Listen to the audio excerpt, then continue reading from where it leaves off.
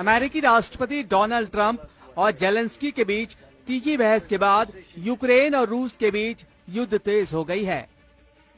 Ukraine में युद्ध भयावह है तो गाजा में विनाश का दौर फिर से शुरू हो चुका है। इजराइल ने सुबह से गाजा में फिर से बमबारी शुरू कर दी। इजराइल के ये हमले तब शुरू हुए जब हमास ने अमेरिका के प्रस्ताव को मानने से साफ इनकार कर दिया। इसके बाद इजराइल ने न सिर्फ सीज फायर तोड़ने का ऐलान कर दिया बल्कि गाजा में ऑलराउंडर अटैक शुरू कर दिया। तो सवाल यही है कि क्या गाजा में अब युद्ध की जो आग भड़की है, क्या उसमें पूरा अरब जलने जा रहा है? यही वजह है कि ईरान भी युद्ध की तैयारी कर रहा है, परमाणु बम बनाने की कोशिश में जुटा है। दुनिया आज भी महायुद्ध के उस मुहाने पर पहुंच गई है जहां करीब 1.5 साल पहले खड़ी थी। ट्रंप और जेलेंस्की में झड़प के बाद न सिर्फ यूक्रेन जंग की आग में भड़ गई है बल्कि गाजा युद्ध ने भी विकराल रूप ले लिया है।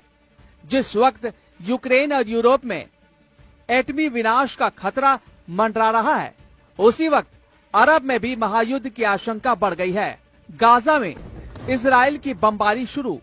दोनों मोर्चे पर विनाश का नया दौर ट्रंप की वजह से शुरू हुआ।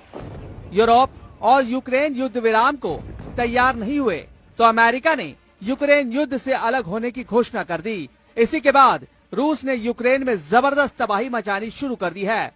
अमेरिका ने यूक्रेन की जो सप्लाई रोकी है उसे इजराइल को देना शुरू कर दिया है।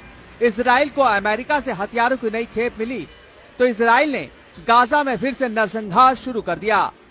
नेतन्याहू ने अमेरिकी राष्ट्रपति डोनाल्ड ट्रंप से बात की। अमेरिका से हरी झंडी मिलते ही नेतन्याहू ने सीज फायर तोड़ने का ऐलान कर दिया। इसी के साथ गाजा में इजराइल की बमबारी शुरू हो गई। गाजा में सीज फायर उस वक्त टूटा जब इजरायली एयरफोर्स ने ताबड़तोड़ बमबारी शुरू कर दी। मध्य गाजा में इजराइल ने एक इमारत को टारगेट किया। हमले में इमारत जमींदोज हो गई। उत्तरी गाजा के बेत हनून में इजराइल ने ड्रोन हमला किया। हमले में कई लोग मारे गए। खान यूनिस में इजरायली बमबारी से कई इमारत ध्वस्त हो गई। 7 लोगों की मौत हो गई। हमास के ठिकानों को मलबे में बदला जा रहा है। गाजा के साथ साथ इजराइल वेस्ट बैंक में भी हमले हो रहे हैं। वेस्ट बैंक में मौजूद हमास के ठिकानों को मलबे में बदला जा रहा है। गाजा में तबाही का यह नया दौर तब शुरू हुआ जब इजराइल ने सीज फायर तोड़ दिया। सवाल यह है कि आखिर नेतन्याहू ने गाजा में युद्ध विराम क्यों तोड़ा? दरअसल इजराइल अमेरिकी प्रस्ताव के तहत रमजान तक सीज फायर को बढ़ाना चाहता था, लेकिन हमास इसके लिए तैयार नहीं हुआ। हमास का कहना है कि इजराइल दूसरे चरण की बातचीत नहीं कर रहा है, बातचीत के बजाय सीज फायर को बढ़ा रहा है। हमास ने इजराइल के इस प्रस्ताव को मानने से इनकार कर दिया तो इजराइल आग बबूला हो गया और इसी के बाद गाजा में विनाश का नया बवंडर आ गया। हमास के इनकार के बाद नेतन्याहू ने ट्रंप से बात की, अमेरिका की परमिशन ली और गाजा में सीज फायर तोड़ने का ऐलान कर दिया और फिर गाजा का वही हश्र हुआ जैसा पहले हो रहा था। अगर हमास नहीं माना तो नतीजे और भयावह होंगे। इजरायली सेना सिर्फ हमले ही नहीं कर रही बल्कि गाजा में मिलने वाली सभी तरह की मदद को भी रोक दिया है। इजराइल ने उन सभी क्रॉसिंग को बंद कर दिया है जिसके जरिए गाजा में राहत सामग्री जाती है। इजराइल के प्रधानमंत्री बेंजामिन नेतन्याहू ने 5 घंटे तक बैठक की।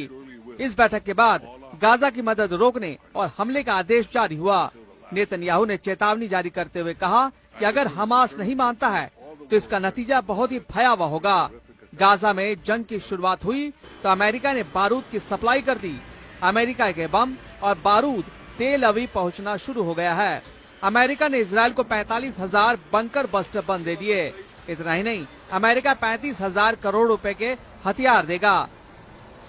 अमेरिका की ये सप्लाई और इजराइल का आक्रामक रुख ये बता रहा है कि अब हमास का पूरी तरह से खात्मा करने की तैयारी है। अगर हमास को बचाने ईरान आया तो ट्रंप और नेतन्याहू ईरान पर भी धावा बोल सकते हैं।